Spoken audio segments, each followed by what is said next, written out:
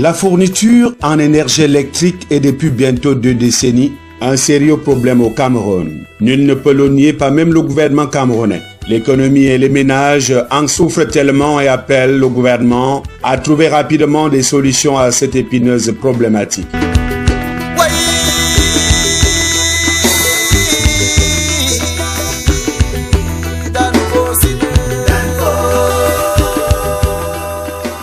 Les grands travaux de construction des barrages hydroélectriques, des centrales thermiques et récemment solaires ont été lancés un peu partout à travers le pays. Le réseau interconnecté Nord n'a pas été oublié. Certains travaux de construction de centrales et barrages sont déjà opérationnels, d'autres sont dans la phase de finition. Malgré cela, la demande en énergie électrique demeure importante.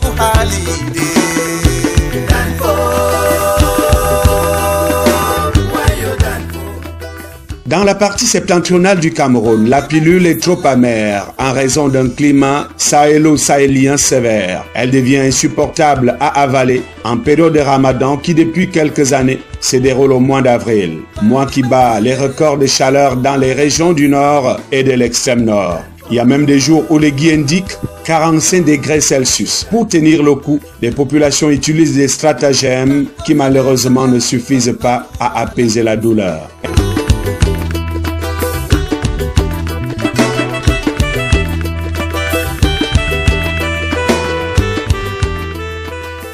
Cette année encore, la chaleur a fait des ravages, mais elle s'est heurtée pour la plupart du temps aux climatiseurs, aux ventilateurs et autres appareils de production de fraîcheur. À proprement parler, l'année 2022 a été moins pénible dans les ménages si l'on la compare aux années précédentes. En effet, pour pallier au déficit hydrologique sévère que connaît la centrale hydroélectrique de Lac-d'Eau, qui est passée de 72 MW à 13, le gouvernement camerounais, à travers le ministère de l'Eau et de l'Énergie, a engagé de nouveaux projets, notamment la construction des centrales thermiques et surtout solaires, à l'instar de celles de Guider et de Maroua. Ces travaux sont supposés s'achever au mois de juin de l'année en cours. Mais déjà à la fin du mois de mars 2022, plus de 12 MW étaient déjà injectés dans le réseau interconnecté Nord.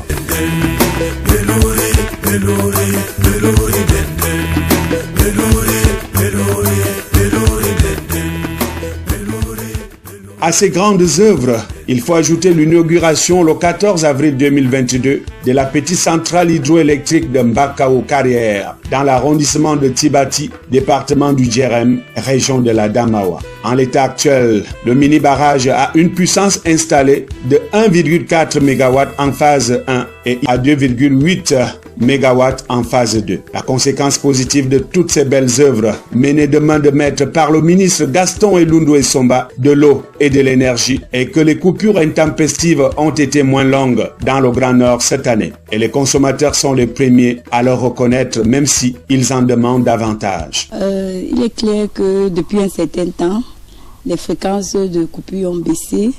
On passe déjà des jours sans coupure. Et en plus de cela, le gouvernement s'est arrangé à nous électrifier le quartier de la manière la plus écologique et la plus belle possible. La population de l'arrondissement de Garoua 3 et ceux de Garoua en général, n'est-ce pas, apprécient, n'est-ce pas, des efforts qui sont visibles depuis un certain temps en ce qui concerne l'alimentation en énergie électrique. Parce que nous sommes quittés, n'est-ce pas, une certaine périodicité, n'est-ce pas, de coupure qui était devenue intempestive, des stages qui faisaient 1 à 2 à 3 jours et créaient des difficultés dans les ménages. Mais depuis un certain temps, nous remarquons avec satisfaction, n'est-ce pas, des coupures, parfois qui font 1 heure ou 1 heure de temps, 2 ou 3 heures, mais qui reviennent très rapidement.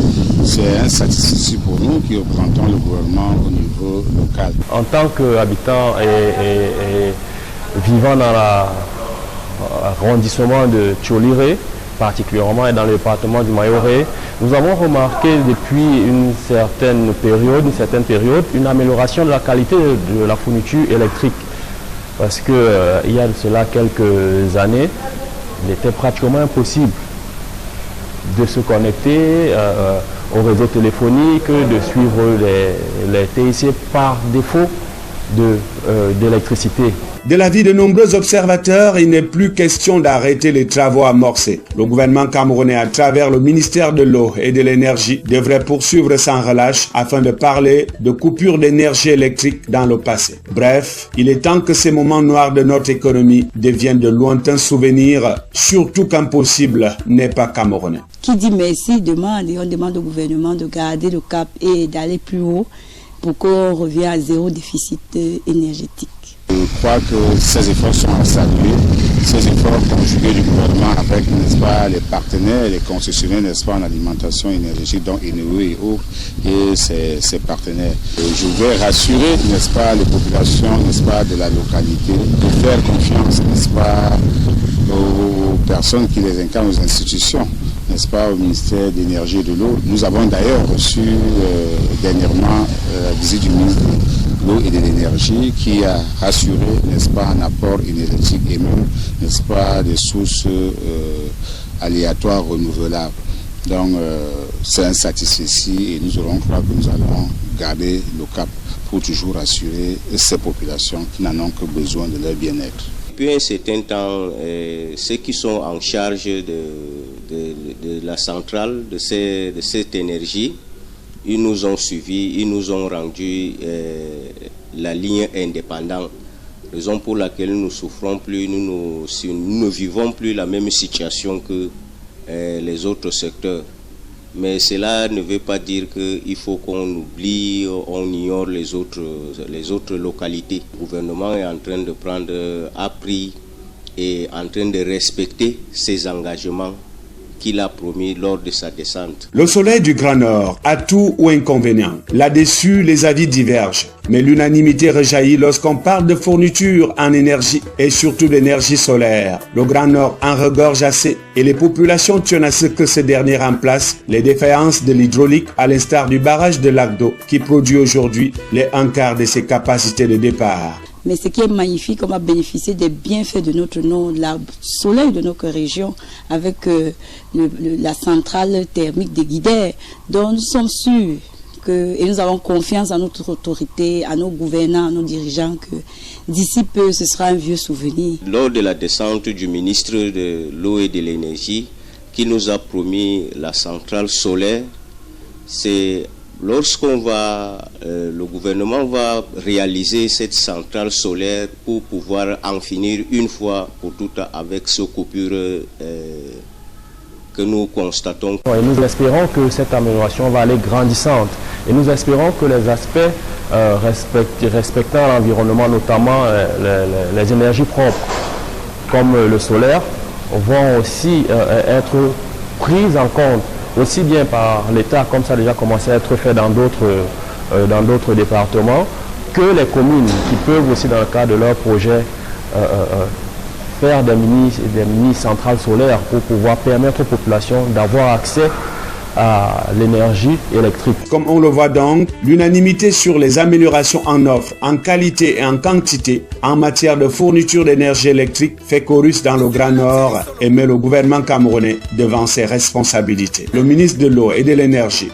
Gaston Elundou Somba, est au four et au moulin depuis quelques années pour exécuter les instructions gouvernementales, surtout celles du président de la République Paul Biya. Ses nombreux voyages dans le Grand Nord pour voir, apprécier le niveau d'exécution de certains travaux, donner les dernières instructions est une preuve que le souci permanent du ministre est d'apporter rapidement des solutions efficaces au déficit énergétique que connaît le Cameroun en général et le Grand Nord en particulier. Il sait qu'il n'a pas droit à l'erreur tellement les attentes des populations sont énormes. L'économie et les ménages camerounais en général et ceux du Grand Nord en particulier en ont assez souffert et il est temps de passer à autre chose.